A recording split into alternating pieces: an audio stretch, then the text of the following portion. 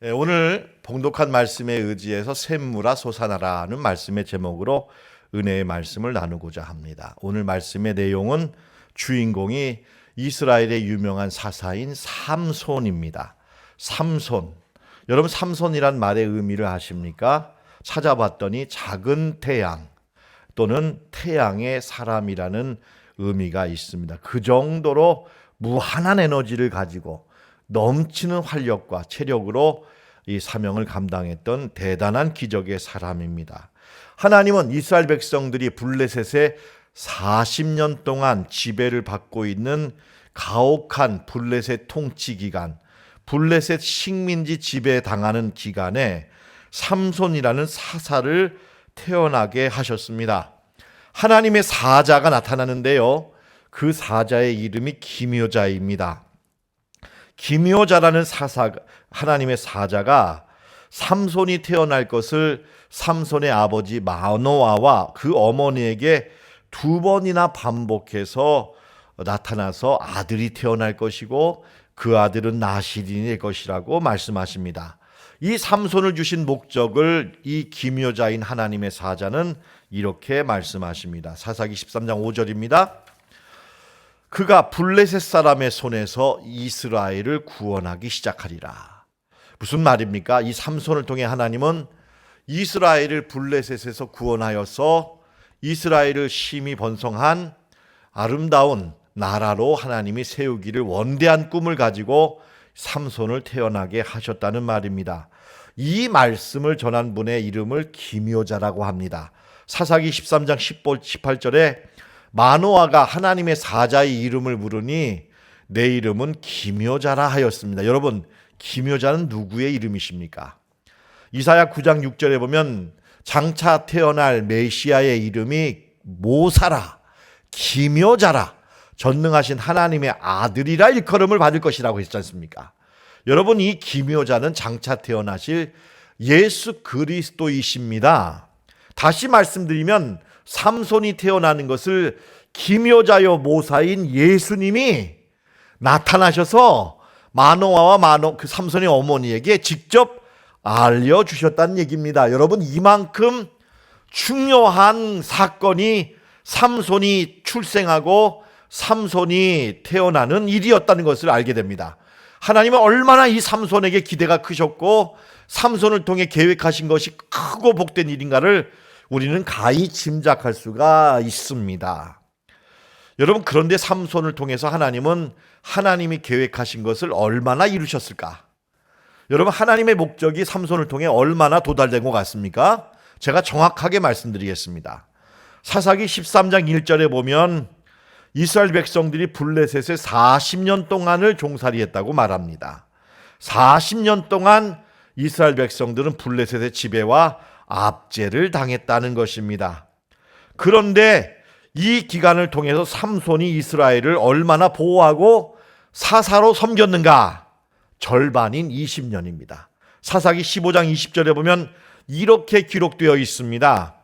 블레셋 사람의 때에, 블레셋 사람이 40년간 통치할 때에 삼손은 20년 동안, 몇 년요? 여러분, 몇 년 하니 해야 되는데? 예? 40년요, 40년. 여러분, 삼손의 체력과 삼손의 건강과 삼손의 지혜를 가지고 40년 못하겠습니까? 여러분, 그런데 삼손은 제명도 누리지 못하고 그만 여러분 눈이 뽑히고 젊은 나이에 맷돌질 하다가 그만 성전 기둥 무너뜨리고 같이 죽지 않습니까, 여러분?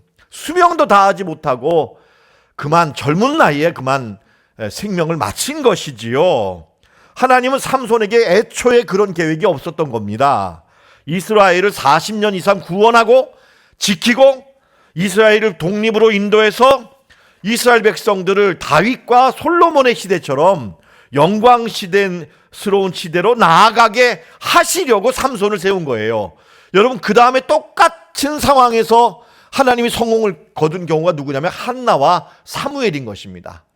여러분, 하나님은 아마 한나와 사무엘 이전에 삼손을 통해서 그런 일을 계획하셨다라고 우리는 생각할 수가 있습니다. 그런데 삼손은 그만 드릴라의 유혹에 넘어가서 자신의 힘의 근원인 머리카락의 비밀을 토로하고 그걸 이용해서 삭도로 삼손의 머리를 미는 바람에 힘의 근원이 빠져나가면서 블레셋 사람들에게 결박을 당했고, 결박당한 즉시 눈이 뽑혀서 나중에 죽기까지 맷돌질을 하다가 마지막에 비참하게 생명을 마감합니다. 그 그림이 가상도가 여러분이 있습니다. 여러분, 삼손이 무겁게 돌멩이로 된 맷돌질을 하고 있는 그림인데요. 사실은 이것 또한 실상은 뭐냐면은 이 삼손의 씨를 받아가지고 이 거인 이 군사들을 조직하려고 삼손의 씨를 계속 받았다는 것입니다. 그리고 나중에 블레셋 사람 가운데 이 골리앗이라는 씨가 태어나게 만들었다는 이야기도 여기서 이어지고 있습니다. 여러분, 이러한 삼손의 죽음과 실패는 삼손 개인만의 슬픔이나 실패가 아니었습니다. 삼손의 죽음으로 삼손이 속한 단지파가 거처를 옮기게 됩니다. 지도를 보십시오. 삼손이 있을 때는 삼손 덕분에 지중해에서 올라온 이 블레셋 사람들이 남쪽에만 멈추어 있었습니다.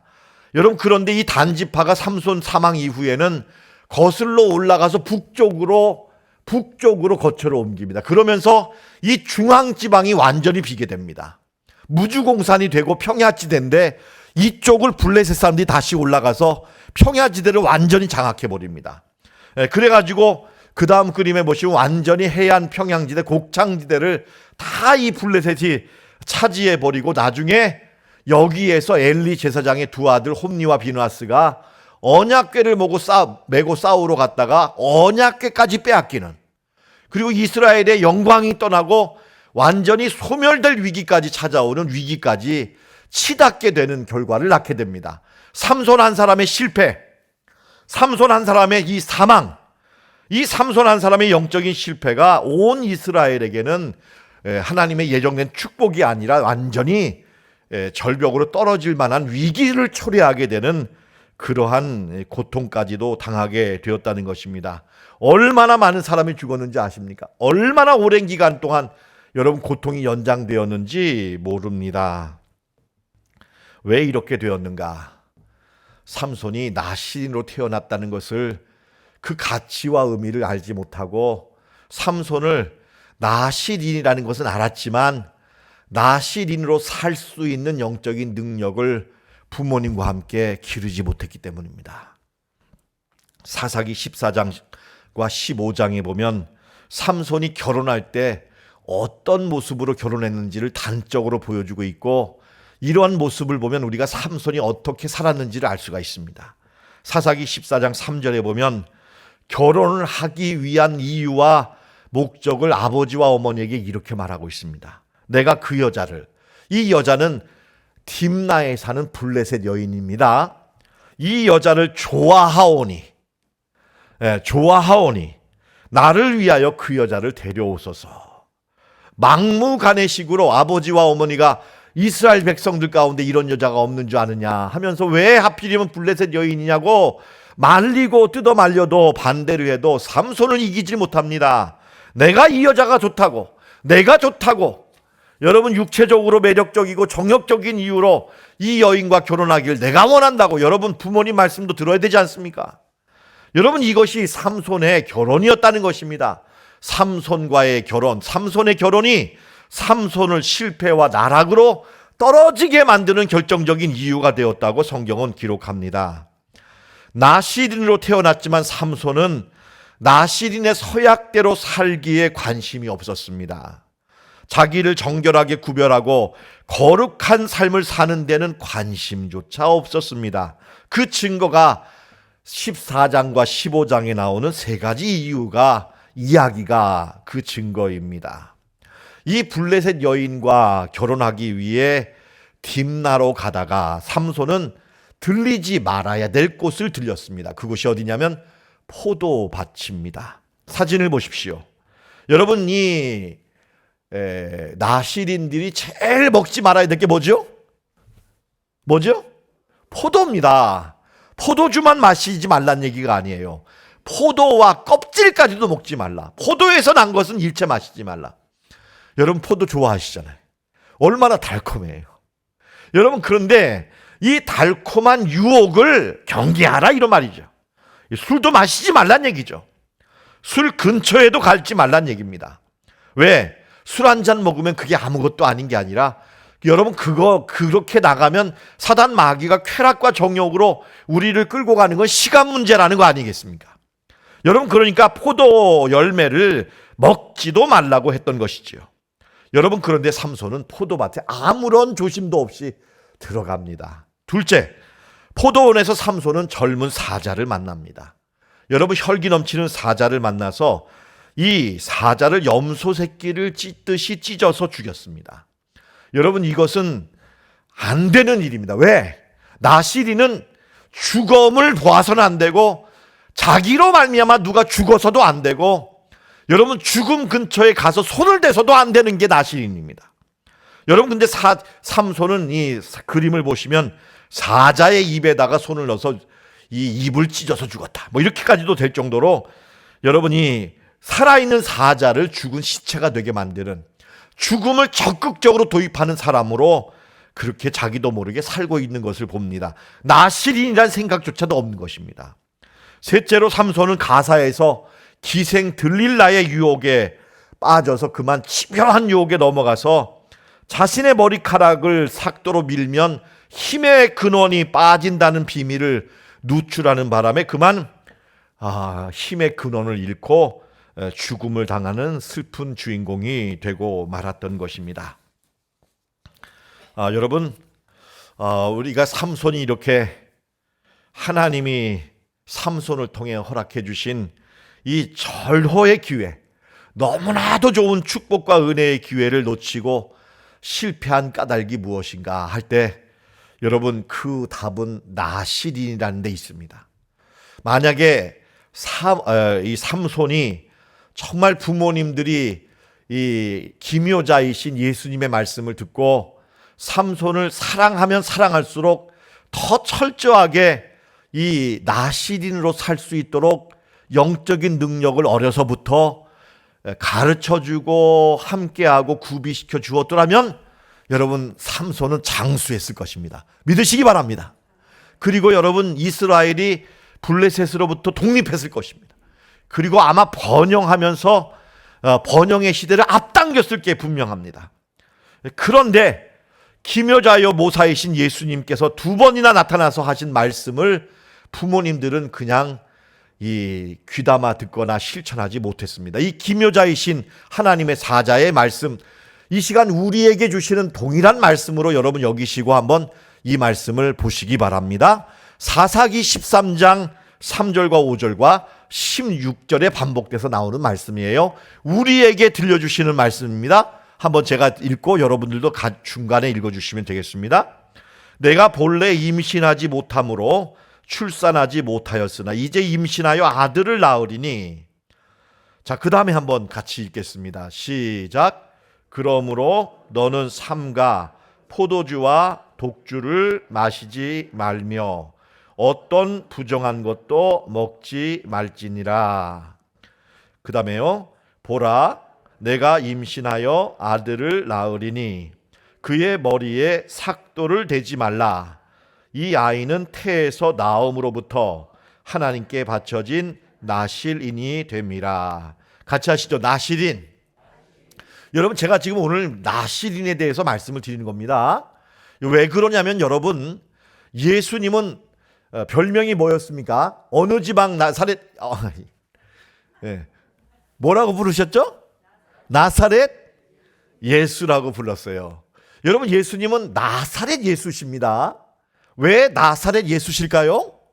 여러분, 이 나사렛이라는 말은 이 나시린을 뜻하는 나찌르란 말에서 나왔어요. 여러분, 그러니까 예수님은 나시린이란 뜻이거든요. 여러분, 그러니까 우리 그리스도인들은 같이 하겠습니다. 나는 나시린이다. 여러분, 이거 기억하시기 바랍니다. 우리 그리스도인들은 나시린으로 살도록 태어나고 구별된 사람이라는 것을 주님은 오늘 이 삼손을 통해 말씀하고 있는 것입니다. 나시린이라는 거 아까 나오셨죠? 이 나시린이라는 말은 성별하다, 분리하다, 구별하다, 이렇게 의미가 있는 말입니다. 자기를 거룩하게 구별하여 하나님께 헌신하는 그런 사람을 가리킵니다. 아까도 말씀드렸듯이 민수기 6장에 보면 나시린은 세 가지를 반드시 기억해야 합니다. 첫째는 포도와 관련된 모든 소산을 금해야 합니다. 포도 열매나 포도주와 관련된 것 먹지 말아야 합니다. 술과 관련된 어떤 유혹도 여러분 관계하지 마십시오. 술 먹지 마십시오. 여러분, 이 성경에 어디 술 먹지 말란 얘기 나왔느냐? 여러분, 나오지 않습니까? 너무나 명백하게 나오지 않습니까? 여러분, 또 포도 열매를 먹지 말라는 것은 세상적인 달콤한 유혹으로부터 자신을 정결하게 지킬 줄 아는 그런 철저한 영적인 능력을 자꾸만 훈련하고 개발해야 한다는 거예요. 그래야 큰 일을 한다는 것입니다. 둘째로 모든 부정한 것, 특별히 시체를 만지지 말라는 것입니다. 나시린으로 살아가는 동안에는 심지어 부모와 형제가 죽어도 그들의 몸을 만지지 말아야 한다는 것입니다. 민수기 6장 7절입니다. 부모, 형제, 자매가 죽을 때라도 그로 말미암아 몸을 더럽히지 말 것이다. 저 이 말씀 따르느라고 아버님의 임종을 제가 못 지켰습니다. 주일에 제가 아버지가 오늘 돌아가실 거 알았어요. 위태하다는 거 들었어요. 근데 제가 이 말씀이 걸려서 토요일 날 미리 찾아뵙고 주일 날 아버지 인종하시는 거 제가 안 갔습니다. 나시린은 부모와 자녀 죽는 때라도 그와 가까이 하지 말라는 것입니다. 이처럼 여러분, 하나님은 죽음과 관련된 것과 생명의 사람들은 상관이 없어야 한다. 심지어 생각조차도 죽음과 멀리해야 되고 생명을 생각하는 사람이 되어야 한다. 여러분, 그리스도인들은 사람을 살리는 사람입니다. 사람을 저주하고 기를 죽이고 핍박하고 여러분 살아있는 사람 죽이면 안 됩니다. 여러분, 그런 사람은 그리스도인 아니에요. 나시린은 살리는 사람이지 죽이는 사람 아니다. 여러분, 이것이 두 번째 나시린의 사명입니다. 셋째로 삭도를 머리털에 대지 마라. 이 말씀도 아주 중요한 거예요. 여러분, 무슨 뜻이에요? 여러분, 하나님의 말씀으로 머리에 가득하라는 거예요. 세상적인 걸로 이렇게 머리를 주입하지 말라는 거예요. 철저히 모든 활동과 생각을 하나님 중심, 하나님 말씀 중심으로 가도록 하라는 것입니다. 인간 중심의 인본주의, 여러분, 이런 세계관, 뉴스, 이런 책들의 가르침은 참고할 뿐이지만 믿을 대상은 아니라는 것입니다. 여러분, 나시린들은 다른 사람보다 훨씬 더 머리털이 길기 때문에 내가 나시린이라는 걸 누구나 다 압니다. 여러분, 예수 믿는 거 감추지 마세요. 식사 기도하는 거 조용히 하지 마세요. 어디에 가도 나는 예수 믿는 사람이라는 거 드러내셔야 합니다. 여러분, 이것이 바로 하나님의 사람 나시린이 보여주어야 할 그런 삶이라는 것입니다. 여러분, 다시 한번 정리해 보죠. 나시린은 세 가지를 해야 합니다. 첫째는 뭘 먹지 말아야 합니까? 포도와 관계된 거 멀리하라. 그러면 여러분, 앞으로 절대 평생 포도 먹지 마세요. 여러분, 이걸 영적으로 이해하시기 바랍니다. 둘째는 뭐죠? 뭘 멀리하라? 죽음을 멀리하라. 부정한 거 멀리하라. 여러분, 절대 어두운 생각, 부정적인 생각, 낙심, 이런 거 비관하지 마세요. 여러분, 소망을 생각하세요. 생명을 생각하세요. 긍정적인 믿음을 가지시기를 바랍니다. 셋째로, 여러분, 머리를 밀지 말라. 그러니까 앞으로 여러분 머리 커트하지 마시라는 얘기인가요? 그거 아니잖아요. 여러분, 하나님의 생각과 말씀으로 충만하시기 바랍니다. 말씀을 읽으시기 바랍니다. 말씀적인 인간이 되시는 여러분 되시라는 말씀입니다. 왜 하나님은 삼손에게 이런 나시린의 삶을 살라고 하셨습니까? 자유를 억압하려고요? 인생을 여러분 딱딱하고 재미없게 살게 만들려고요? 그렇지 않습니다. 여러분, 거룩하고 경건한 생활을 너무 답답하게 생각하지 마세요. 손해난다고 생각하지 마세요.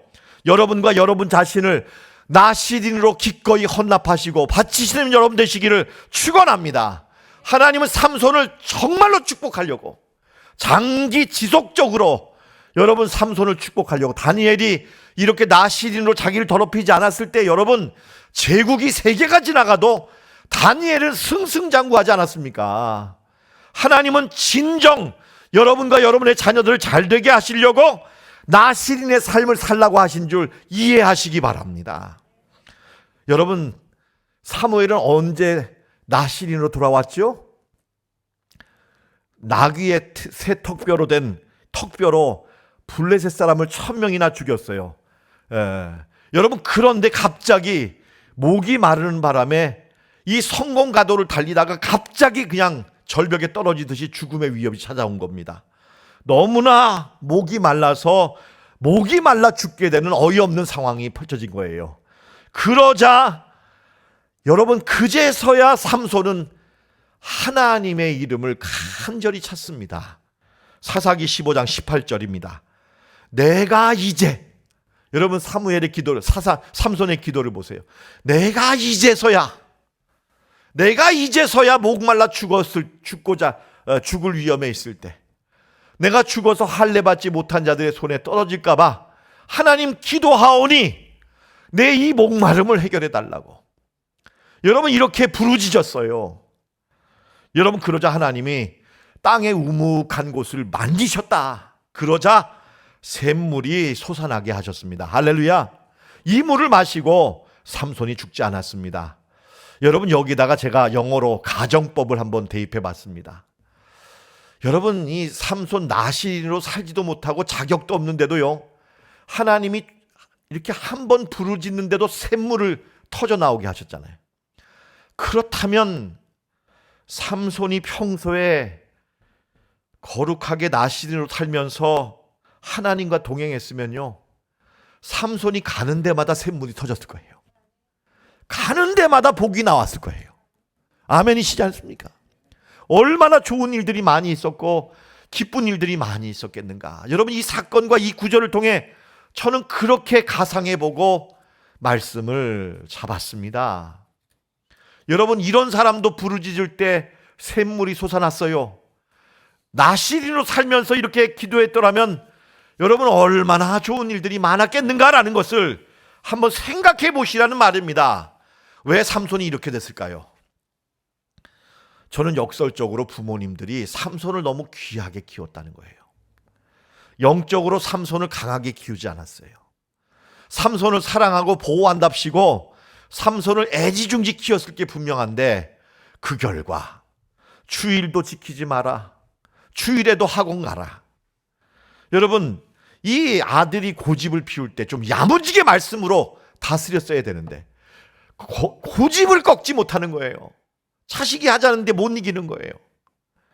여러분 그러면서 이 나시린으로 살아야 될 영적인 능력을 공급하는데 실패했던 겁니다. 여러분 가정 예배 드렸다면 매일 말씀을 읽혔다면 기도 생활로 하나님께 날마다 평소에 부르짖게 만들었더라면 이 아들이 이렇게 됐을까? 여러분 한번 생각해 보세요.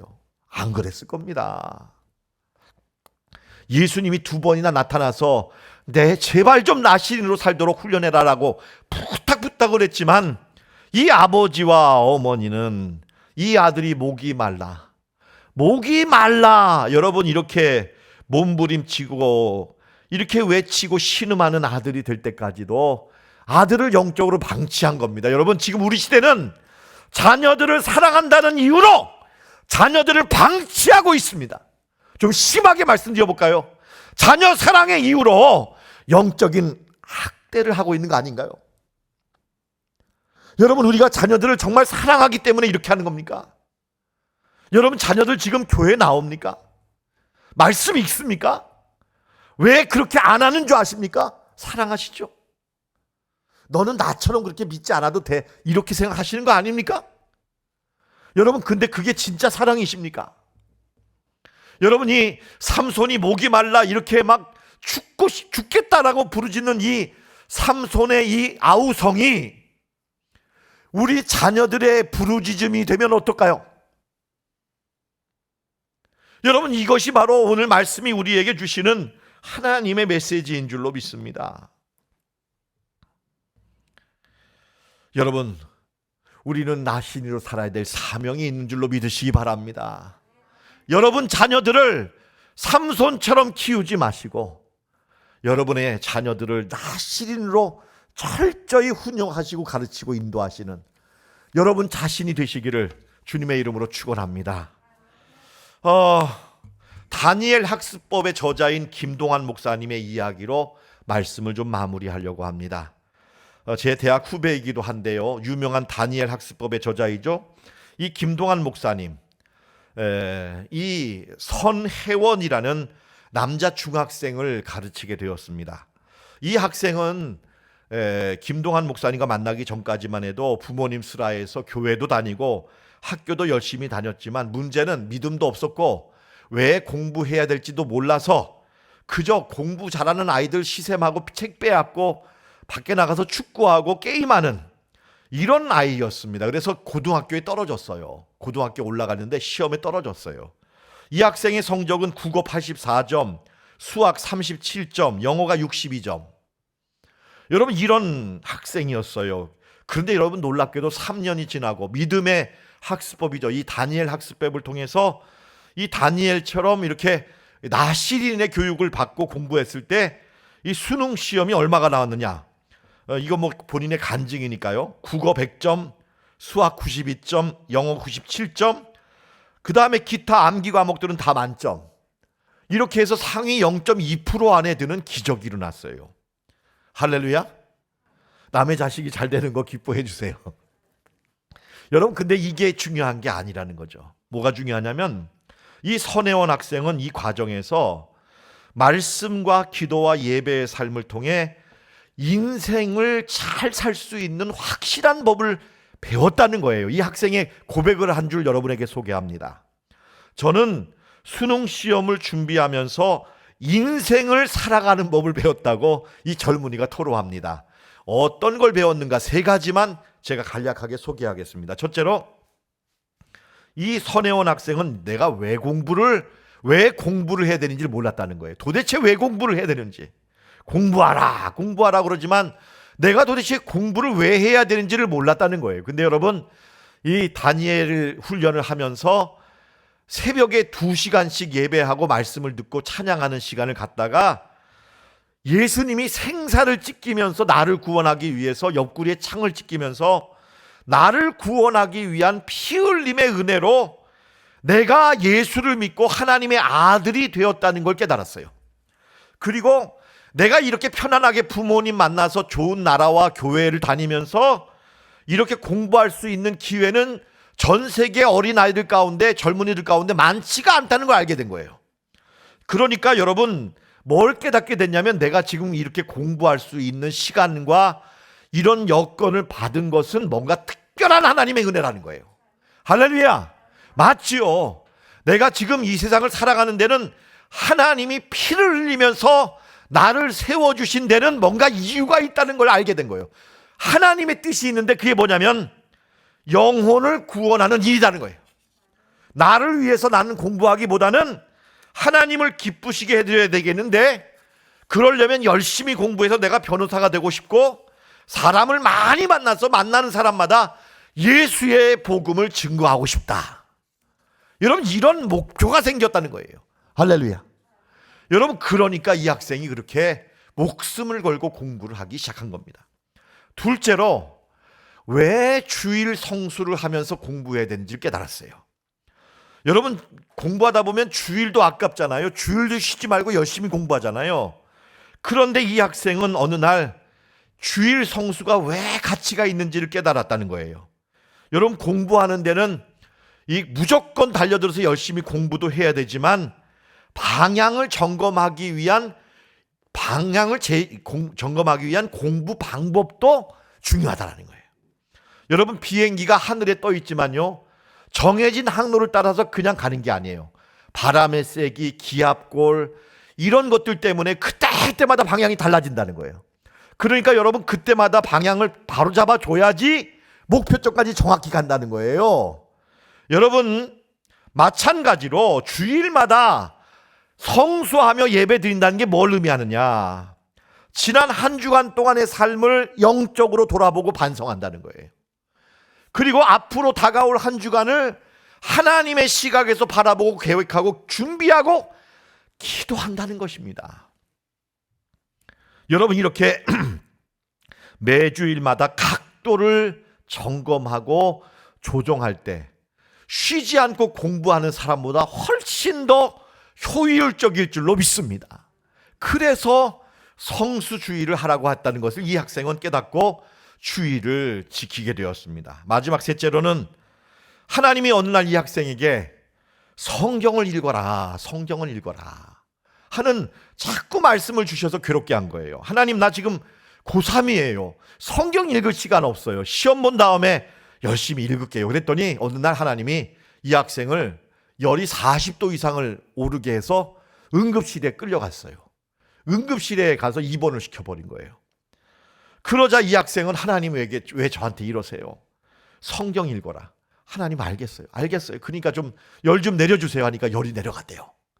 그래가지고 태어난 다음부터는 하나님이 뜻이려니 하고서는 공부하기 전에 반드시 성경책을 읽고 기도한 다음에 공부를 시작했대요. 여러분, 이거 여러분들에게 적용이 됩니다. 무슨 일을 하든지 말씀부터 읽으세요. 여러분, 그럴 때 어떤 일이 있었느냐 할 때 대부분의 학생들이 수능 시험이 다가오니까 공부는 다 해놨는데 마음이 불안한 거예요. 아유, 실수하면 어떡하지? 그때 상태 감기 걸리면 어떡하지? 막 떨면 어떡하지? 내가 못 본 문제가 나오면 어떡하지? 막 염려, 불안 때문에 잠도 못 자요. 뭐 여러분, 수면장애, 뭐 스트레스, 뭐 이런 장애와 염려 속에서 마음을 붙잡지 못하다가 이 시험을 망치는 학생이 참 많거든요. 근데 이 학생은 매일 말씀 읽고 기도하다 보니까 시험일이 다가오는데 어떤 마음이 생기냐면 이런 마음이 생기더라는 거예요. 내가 이번 시험을 잘 보든지 못 보든지 하나님께 감사하리라. 어떠한 결과가 나와도 하나님께 감사하겠다는 생각만 들었다는 거예요. 할렐루야. 여러분, 이런 경험도 하셨죠? 맞지요? 여러분, 마음의 중심이 말씀을 읽었더니 반석같이 흔들리지 않은 거예요. 아무리 어려운 문제가 나와도 낙심하지 않고 포기하지 않고 하나님 도와주세요, 지혜 주세요 하면서 한 문제 풀어나간 거예요. 여러분, 그랬는데 나중에 내가 시험 망쳤다, 잘 못 봤다 했더니 나중에 가채점을 해보니까 3문제만 틀렸어. 여러분, 잘 본 거예요. 진짜로 감사한 일이 생겨버린 거예요. 할렐루야. 여러분, 이 선혜원 학생이 이 3년 동안의 삶이라는 게 무엇을 위한 삶이었는가? 바로 나시린의 삶입니다. 이 삶의 원리를 제가 몇 가지만 소개해 봅니다. 여러분, 좀 시간이 가더라도 중요하게 받아들여 주시고 여러분의 삶에도 이것을 좀 적용하기 위해서 소개를 받아보십시오. 첫째는, 나는 다니엘처럼 뜻을 정하여 바벨론의 더러운 음식과 술로 내 몸을 더럽히지 않겠다는 거예요. 나는 거룩한 뜻을, 정결하게 살겠다는 거룩한 뜻을 정한다는 거예요. 둘째로, 무모한 열심보다는 지혜로운 방향이 중요하다는 거예요. 그걸 위해 주의를 성수한다. 시간을 관리하는 지혜를 얻기 위해 새벽 기도와 성경 읽기를 한다. 넷째로, 기도하지 않으면 밥을 먹지 않고 성경을 읽지 않으면 공부하지 않겠다. 말씀으로 먼저 심고 산다는 것입니다. 다섯째로, 아무리 사소한 것이라도 하나님 말씀에 비추어 보았을 때 맞지 않다면 배격한다. 여러분, 이런 사람이 삼손처럼 함부로 결혼하겠어요? 마음대로 행동하겠어요? 아니죠. 여러분, 여섯 번째로, 삼겹줄은 강하다. 두세 사람이 예수의 이름으로 모여 함께 위로하고 격려하면 하나님이 함께 하신다. 믿음의 동료들과 함께 기도하는 모임을 만들었다는 것입니다. 일곱 번째, 지혜가 부족할 때마다 후히 주시고 아끼지 않으시는 하나님께 지혜를 구했다는 것입니다. 마지막 여덟 번째는, 먹든지 마시든지 무엇을 하든지 하나님의 영광을 위해 살기 위하여 늘 하나님 앞에 서 있는 존재가 되겠다는 것입니다. 여러분, 저는 지금까지 삼손에 대하여 말씀을 드렸습니다. 하나님은 원대한 축복과 계획을 가지고 삼손의 탄생을 예비하셨습니다. 나시린으로 살기만 했어도 삼손은 하나님과 함께 놀라운 축복을 일으킬 수가 있었습니다. 그의 수명을 보장받을 수 있었습니다. 그런데 그런 줄은 알았지만 그렇게 살 수 있는 능력을 평소에 구비하지 못한 결과 절반밖에는 감당하지 못했고, 그 이후의 삶은 개인을 넘어서서 한 사회 전체가 멸망의 위기 속에 빠져들어갔다는 것이 이스라엘의 이야기입니다. 나시린의 삶은 개인에게 국한된 경건의 문제가 아닙니다. 한 개인이 나시린을 살 때 그것은 얼마나 귀한 은혜와 축복이 가정과 개인과 나라에게 임하는지를 삼손은 우리에게 보여주는 것입니다. 늦게서야 우물물아 솟아나라고 기도했을 때 하나님이 응답해 주셨다면 이렇게 구별된 삶을 살아갔을 때 얼마나 많은 샘이 터졌을까. 이것이 여러분에게 가정적으로 말씀드리는 하나님의 말씀의 메시지입니다. 여러분, 올해부터 우리 교회는 성경을 읽고 하루에 3번 기도하고 가정 예배 드리는 나시린의 삶으로 나아갑니다. 여러분, 하나님의 뜻인 줄로 믿으십니까? 여러분 자녀를 진정으로 사랑하기 위해서 이렇게 해야 될 줄로 이해하시기 바랍니다.